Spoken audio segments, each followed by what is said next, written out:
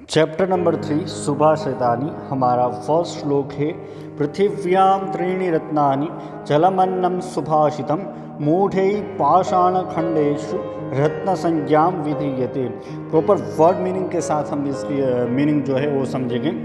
पृथिव्यां यानी कि ऑन अर्थ, त्रीणि यानी कि थ्री, रत्नानि जेम्स ज्वेल्स बेस्ट थिंग्स, मूढ़ैः यानी कि बाय फूलिश पीपल, पाषाण खंडेशु इन पीसेस ऑफ स्टोन्स, रत्न संज्ञा यानी कि नेम ऑफ लाइक जेम, विधीयते his done his given.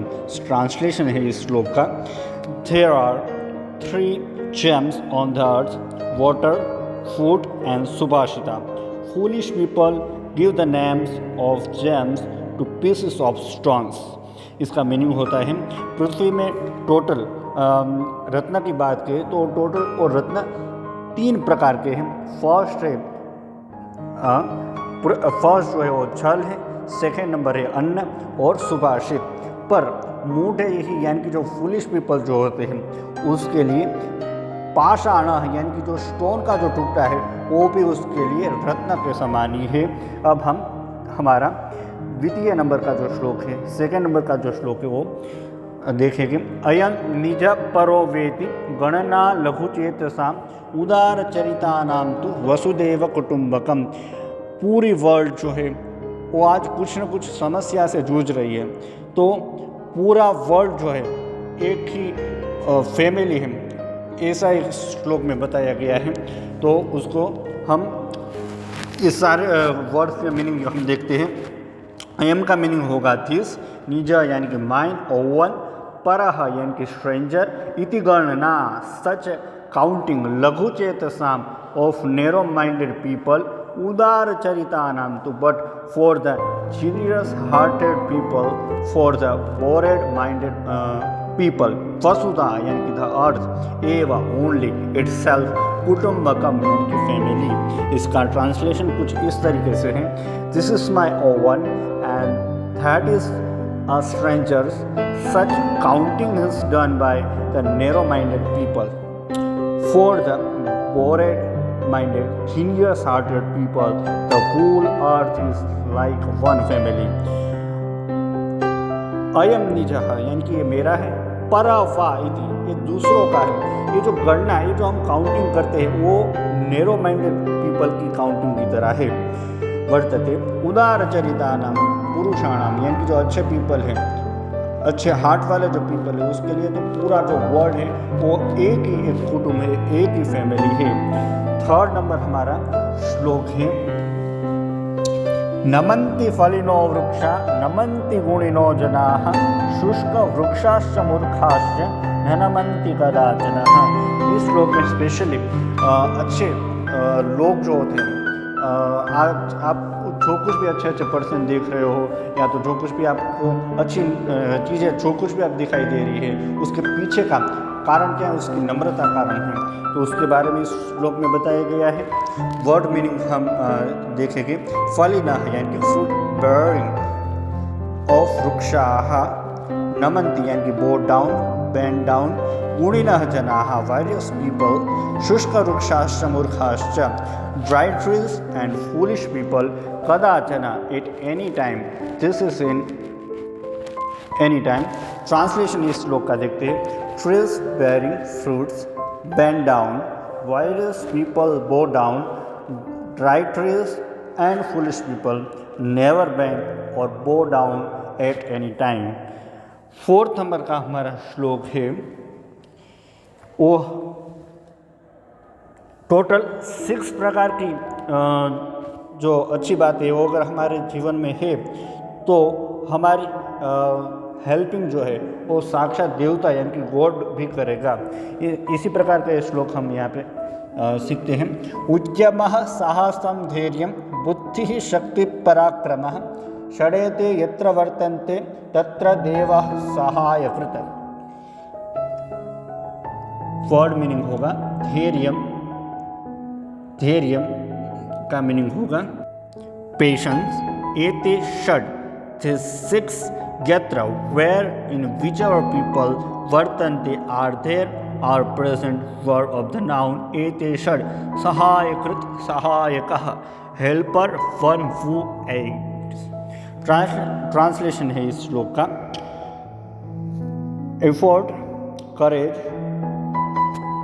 Intelligence, strength and hard work, where in whichever people these 6 qualities are present, there God is the helper। यानी कि उद्यमः यानी कि कुछ करने की जो हमारे दिल में भावना है वो साहसम, धैर्यम, बुद्धि, शक्ति, पराक्रम, ये 6 चीज जिस ह्यूमन में है वहाँ पे साक्षात देवता भी आके उसकी हेल्प करेगा, उसकी मदद करेगा। हमारा नेक्स्ट 5th नंबर का श्लोक है, अगर हम मेहनत करेंगे तो ही कुछ ना कुछ प्राप्त करेंगे, नहीं हमें बैठे रहने से यानी कि कुछ सोचने से हमें मिल जाएगा। उसके लिए हमें खड़ा होना है और उसके लिए भी हमें कुछ काम भी करना है।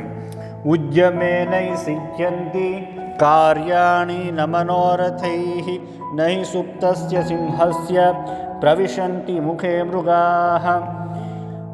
इस श्लोक का मीनिंग है, वर्ड मीनिंग, उद्यमेन यानी कि with effort, with hard work, कार्याणि यानी कि वर्क जॉब्स, सिद्ध्यन्ति आर डन, गेट कंप्लीटेड, मनोरथैन not by thinking in the mind, not by vows of the mind, suptasya simhasya of a sleeping lion, mukhe in the mouth, mrugaha yani ki animals, nahi pravishanti do not enter it themselves। इसका translation कुछ इस प्रकार से है, jobs are done only with the hard work and not just by thinking about them। Animals do not enter the mouth of a sleeping lion themselves। यानी कि एक यहाँ पे स्टोरी बताई गई है कि जंगल का राजा शेर है, उसके पास सब कुछ सारी चीज़ें हैं, फिर भी अगर वो ऐसे सोचता रहेगा कि मुझे खाना मिलेगा तो उसको कुछ प्राप्त नहीं होगा, उसको भी बाहर निकलना पड़ेगा और जो कुछ भी उसका शिकार है, जो कुछ भी उसको खाना है उसके पीछे जाके उसको लाना पड़ेगा, शिकार करने पड़ेगा, तब जाके वो उसको प्राप्त होगा। नहीं सुप्तस्य सिंहस्य प्रविशन्ति मुखे मृगाः, यानी कि बैठा हुआ शेर के मुंह में ऐसे ही कुछ खाना नहीं आ जाता, उसको भी प्रयत्न तो करना ही पड़ता है। तो ये हमें हमारा जो वर्क है वो कंप्लीट करने के लिए बोल रहा है। 6 नंबर अंतिम श्लोक हमारा है, दुष्टिपूतं न्यसेत्पादं वस्त्रपूतं पिबेत् जलं शास्त्रपूतां वदेत् वाणी मनःपूतं समाचरेत्।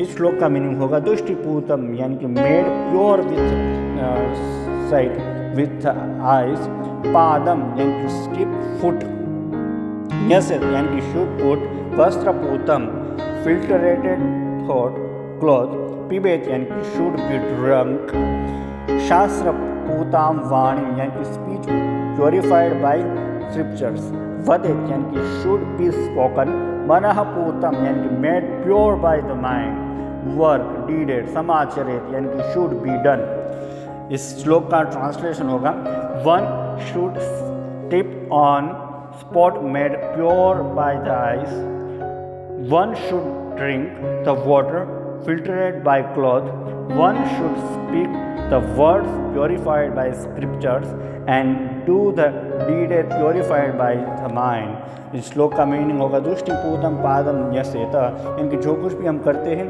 हमें देख के करना चाहिए। वस्त्रपूतम जलम पिबेत यानी कि जो एकदम प्योर वाटर है वो हमें पीना चाहिए। शास्त्रपूताम वाणी वदेत यानी कि शास्त्र की जो भाषा है, अच्छी लैंग्वेज है, गुड लैंग्वेजेस है, वो हमें यूज़ करनी चाहिए। मनःपूतम शराब समाचर्य, और ये सब कुछ करके बाद में जो हमारा माइंड बोले वही हमें करना चाहिए। तो इस तरीके से टोटल 1 से लेकर 6 सुभाषित थे, उस वो यहाँ पे हमने विथ में वर्ड मीनिंग और ट्रांसलेशन के साथ सीखा है। Thank you so much dear students.